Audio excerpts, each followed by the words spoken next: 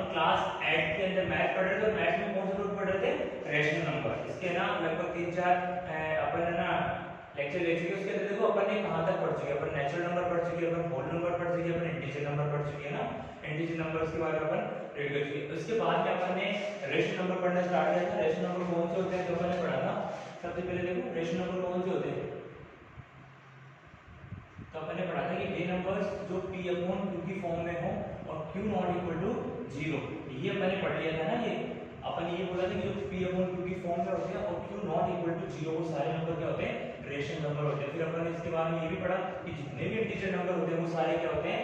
Rational number. अपन ने बोला था ना जैसे -k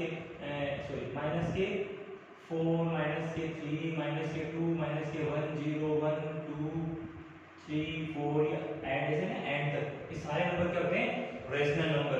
इसके अलावा अपन ने ये भी पढ़ा था कि जो ना फ्रैक्शन वाला नंबर है ना, जैसे 1/7 1/3 -k 1/2 -k 1/8, ये नंबर भी क्या होते हैं?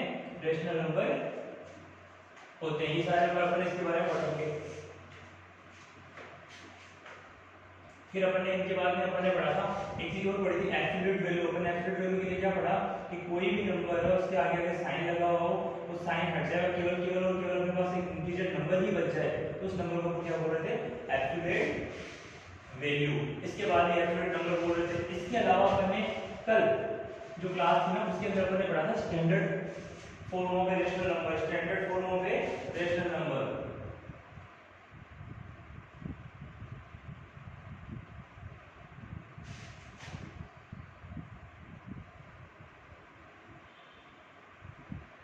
Standard form of a rational number. देखो स्टैंडर्ड फॉर्म में रेशनल नंबर के बारे में हमने क्या पढ़ा कि अपन एक चीज पढ़ी थी पहले, आपको पता है मैंने आपको बताया भी था कि कोई भी नंबर जैसे ये ले लो 1/7, अब अगर इसको सेम नंबर से अपन मल्टीप्लाई करें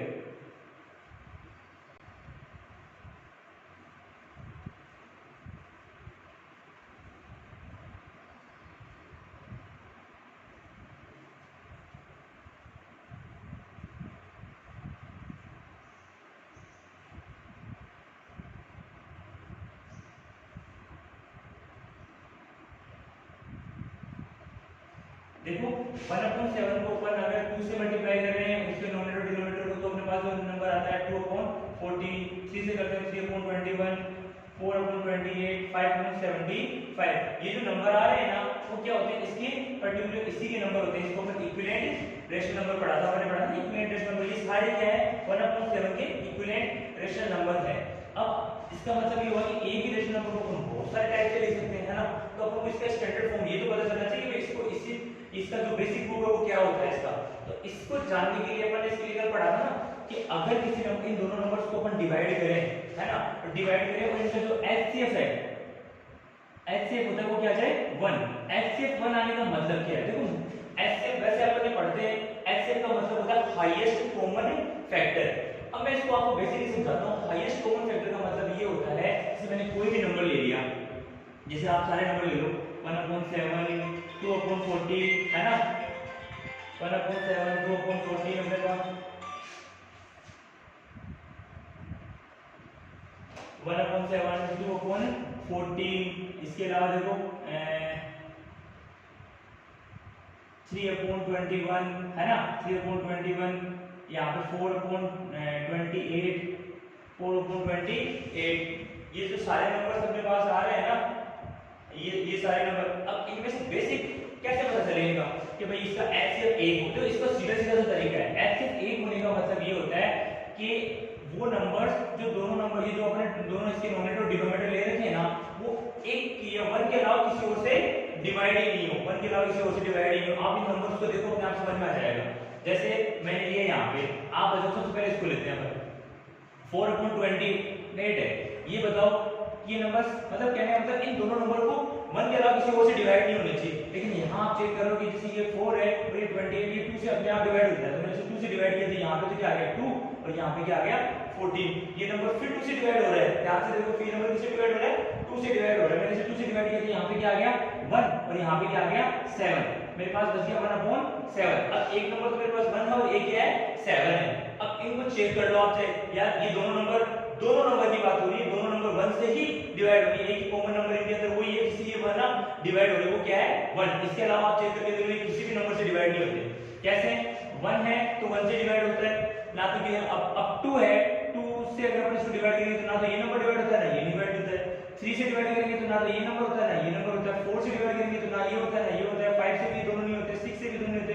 7 से मैं करूंगा तो 7 से ये तो डिवाइड हो जाएगा लेकिन ये डिवाइड नहीं होता। कहने का मतलब 1 ही एक ऐसा नंबर है जिससे ये दोनों नंबर डिवाइड हो गए। इसी को अपन ने क्या बोल दिया था, इसका स्टैंडर्ड फॉर्म। यानी अगर कोई पूछे कि 4/28 का स्टैंडर्ड फॉर्म क्या है तो आप क्या बोलोगे 1/7। और स्टैंडर्ड फॉर्म निकालने का तरीका क्या है, स्टैंडर्ड फॉर्म निकालने का तरीका ये है कि आप उसको डिवाइड करो और डिवाइड करने के बाद में आपको क्या करना है, आपको उसको डिवाइड करना है और डिवाइड करने पर आपको पता चल जाएगा दोनों नंबर में से अगर वो 1 से डिवाइड हो रहे हैं केवल ओनली तब तो वो उसकी स्टैंडर्ड फॉर्म है, अदरवाइज स्टैंडर्ड फॉर्म नहीं है। अब सेकंड पे अप्लाई करते हैं इसके ऊपर, चेक करके देखो ये नंबर 1 से डिवाइड होता है दोनों। अब देखो 2 से ये नहीं डिवाइड होता, 3 से देखो 3 से ये तो डिवाइड होता है ना, तो मैंने यहाँ पे 1 डाल दिया और इसको भी डिवाइड करेंगे तो ये क्या रहेगा 7। इसका अपन क्या आ रहा है अपने पास 1/7।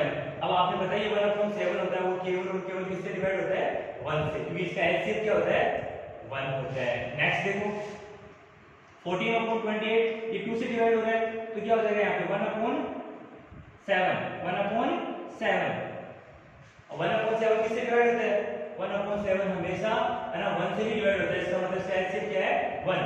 तो अपन इतनी चीजें पढ़ ली, इसका मतलब यहाँ जो आपको समझने वाली चीज क्या है कि standard form of rational number निकालने का सबसे इजी वे क्या है कि जो नंबर जितनी बार डिवाइड हो रहा है कट रहा है दोनों नंबर को काट दीजिए और लास्ट में एक ऐसा नंबर आपके पास रिसीव होगा जिसका एचसीएफ क्या होगा 1, यानी वो दोनों नंबर केवल और केवल 1 से ही डिवाइड होंगे। उनको अपन क्या बोलेंगे standard form of rational number.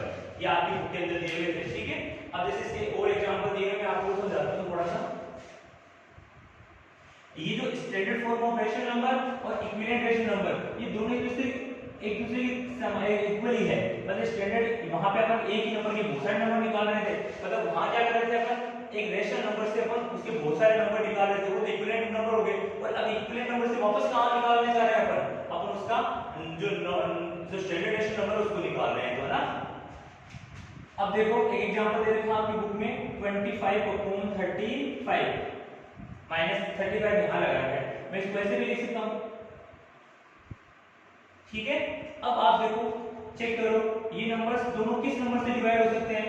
देखो आपको ना कुछ मैं साथ में कुछ रूल भी पढ़ाता चलूंगा, अपन डिवाइड करने के रूल होंगे तो अच्छे से देखो। ये नंबर्स जिनके लास्ट में 0 या 5 आए, यानी वो नंबर जिनके लास्ट में या तो 0 आए या क्या है 5 आए, वो नंबर हमेशा 5 से डिवाइडेड होंगे। वो नंबर क्या होंगे 5 से डिवाइडेड होंगे। जैसे जैसे रूल आएंगे मैं आपको समझाता जाऊंगा।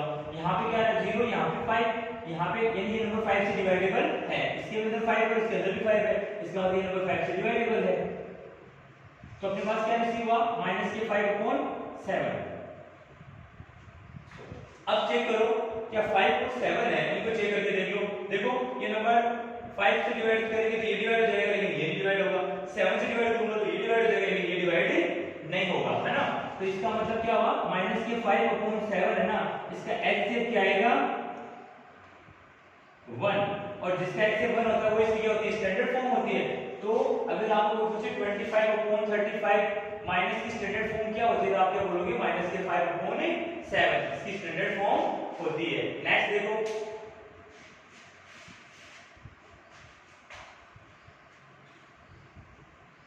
एक चीज और अपन ने 7th क्लास में पढ़ चुके और पहली क्लास में पढ़ चुके मैंने एक टॉपिक पढ़ा था कंपैरिजन।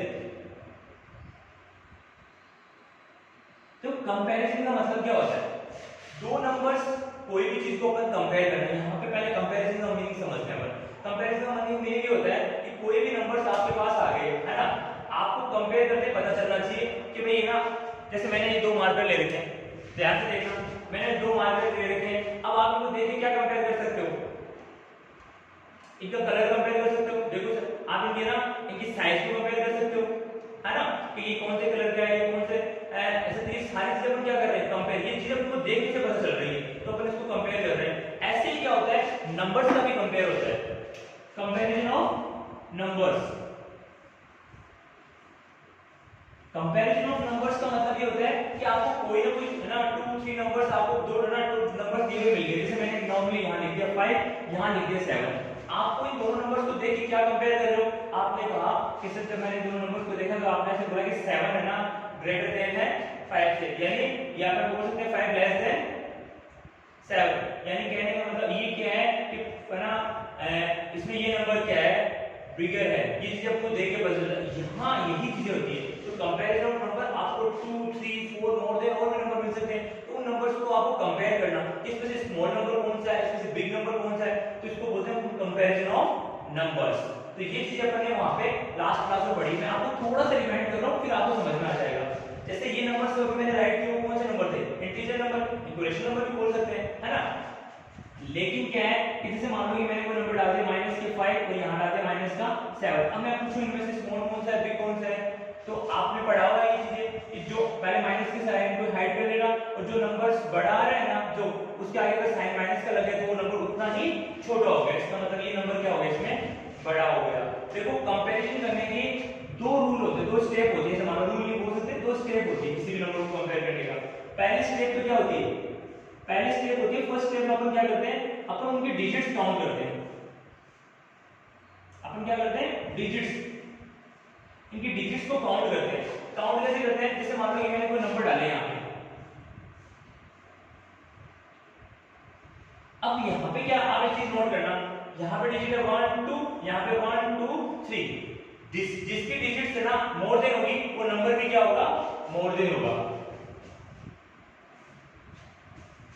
ये पॉजिटिव केस के अंदर ये राइट होती है कंडीशन है ना, नेगेटिव केस में ये रहना कंडीशन भी राइट नहीं होती। ध्यान से देखना पहले बात, पॉजिटिव अगर कोई भी नंबर दो नंबर पॉजिटिव है, अगर ना अपने पास दो नंबर पॉजिटिव लिए हुए हैं और दोनों पॉजिटिव में से जिसकी डिजिट ज्यादा है ना वो नंबर से क्या होगा, बिगर होगा। देखो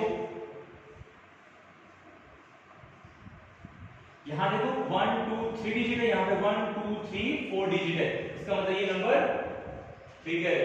लेकिन अगर मान लो ये केस नेगेटिव सेंस में आ जाए, ये तो पॉजिटिव के लिए मतलब दोनों नंबर पॉजिटिव होने चाहिए, अब मैंने क्या किया चेंज कर दिया, मैंने इसको नेगेटिव लगा दिया यहाँ पे दोनों के, अब क्या होगा, अब इसका उल्टा हो गया, जिसमें जितनी ज्यादा डिजिट है और उसके आगे साइन माइनस का लग रहा है उसका मतलब वो नंबर उतना ही स्मॉल हो गया। अब नंबर बिगर कौन सा हो गया, ठीक है। पहली चीज आपने सीखी स्टेप फर्स्ट अपन करेंगे डिजिट्स काउंट करके, डिजिट्स काउंट करके अपन टू टाइप से करेंगे, अगर दोनों डिजिट पॉजिटिव है तो जिसकी डिजिट ज्यादा है वो नंबर क्या हो जाएगा, बिगर हो जाएगा। नेक्स्ट क्या है, नेक्स्ट अगर दोनों नंबर नेगेटिव है ना, दोनों नंबर नेगेटिव है और अगर दोनों नंबर नेगेटिव है और जिसमें जितना बड़ा नंबर है उसके आगे उतना माइनस साइन है वो उतना ही छोटा हो जाएगा, तो जो सबसे छोटा नंबर होगा वो इसमें क्या हो जाएगा, बिगर हो जाएगा। फर्स्ट हो गई। सेकंड स्टेप में क्या करते हैं, सेकंड स्टेप में क्या होता है कि मान लो आपको जो नंबर दिए वैसे मैंने दिया,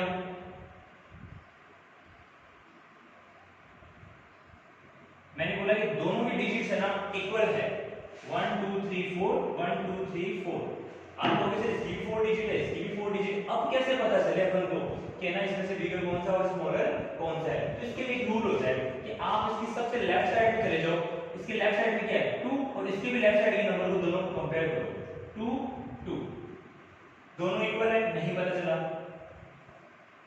1 इक्वल टू 1 नहीं पता चला,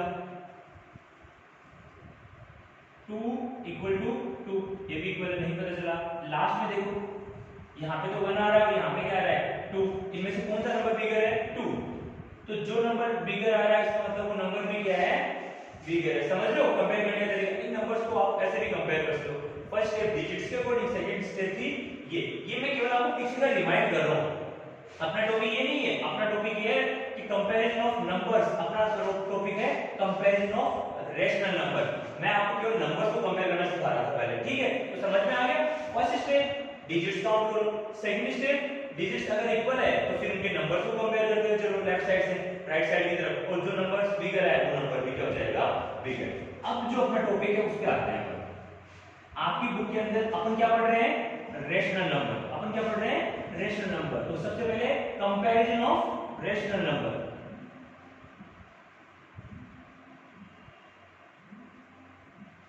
comparison of rational number, comparison of rational number. अब कंपैरिजन ऑफ रेशनल नंबर का मतलब ये होता है जैसे अपन ने नंबर से कंपेयर किया वैसे अपन को क्या करना है, रेशनल नंबर का कंपेयर करना है। जैसे मान लो कि मैंने दिया 1/7 और यहां लिख दिया मैंने 1/8। अब आपको पूछ भी सर इसमें से बड़ा नंबर कौन सा है या स्मॉल नंबर कौन सा है, तो इसको बोलते हैं कंपैरिजन ऑफ नंबर्स।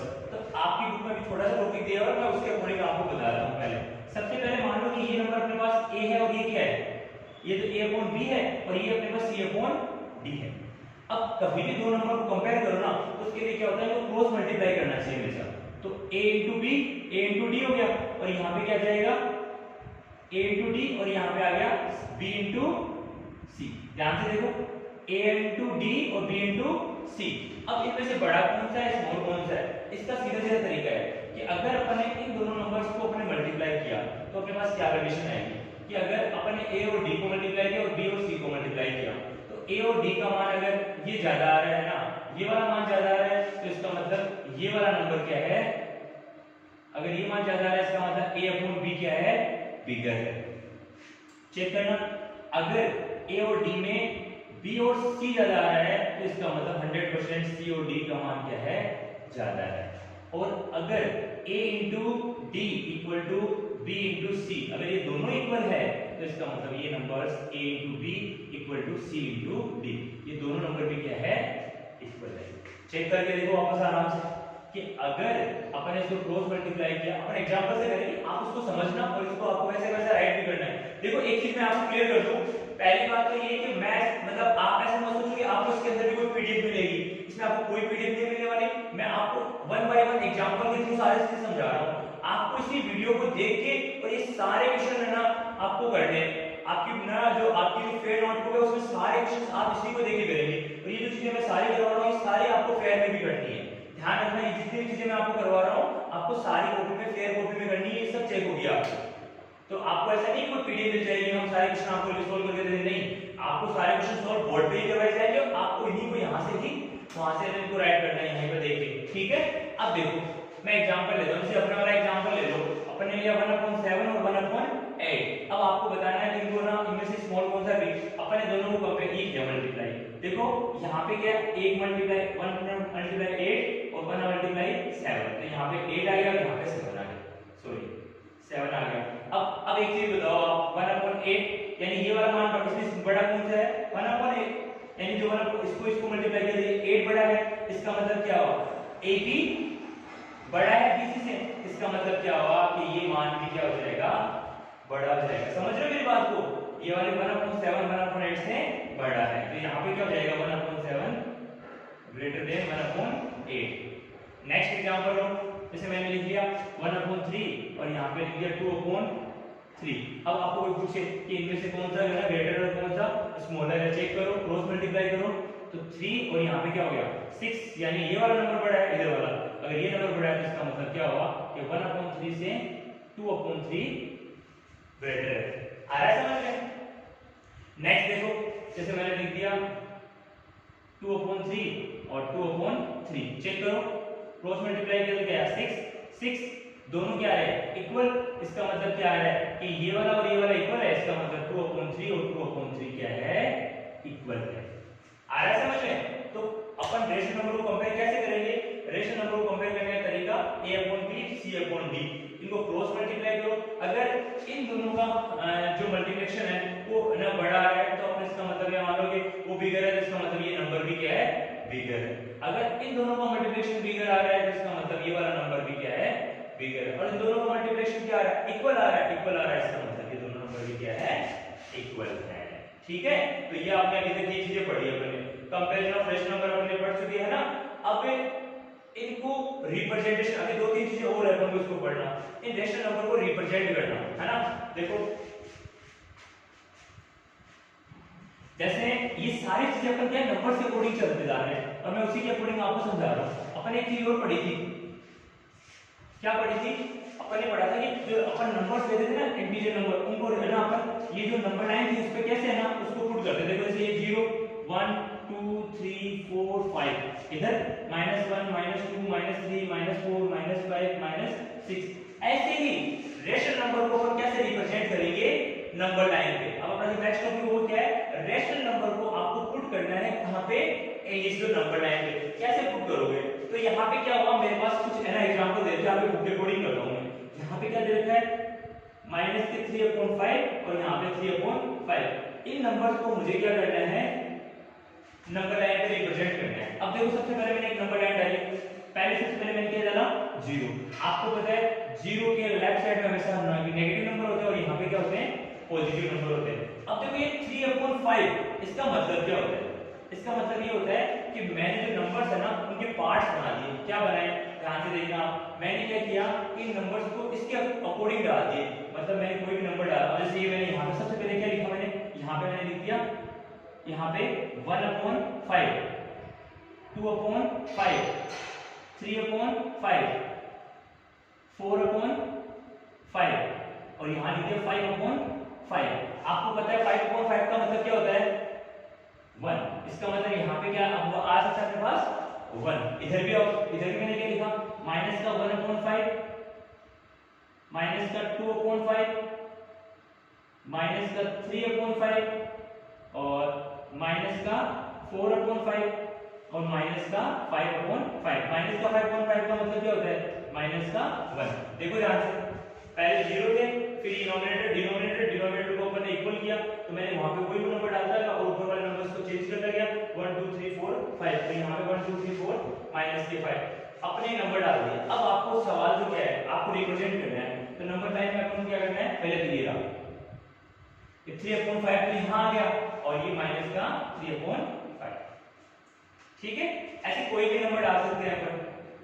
ये इसको क्या बोलते हैं, रिप्रेजेंटेशन ऑफ नंबर लाइन के अंदर अपन किसी भी नंबर को रिप्रेजेंट करना, जो ना आएंगे अपने रेशनल नंबर उनको रिप्रेजेंट करना। ठीक है, चलो नेक्स्ट और निकालते हैं अपन, एग्जांपल देते हैं। देखो इसके अंदर एक और एग्जांपल डालता हूं मैं, इसके अंदर मैंने डाल दिया कि 1/3 और 2/7 माइनस के 1 माइनस के 2/7। इनको आपको रिप्रेजेंट करना है नंबर लाइन पे। सबसे पहले 0, यहाँ पे पॉजिटिव रहेंगे, इधर क्या आएंगे, नेगेटिव। चलो अभी करते हैं, यहाँ पे 7 आ रहा है ना, तो मैंने यहाँ पे इसको ऐसे कर दिया 1/7,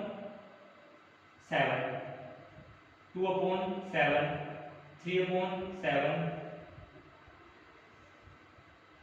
4/7, 5/7, 6/7, 7/7। 7/7 का मतलब क्या होता है, 1। इधर भी ऐसे ही कर दो,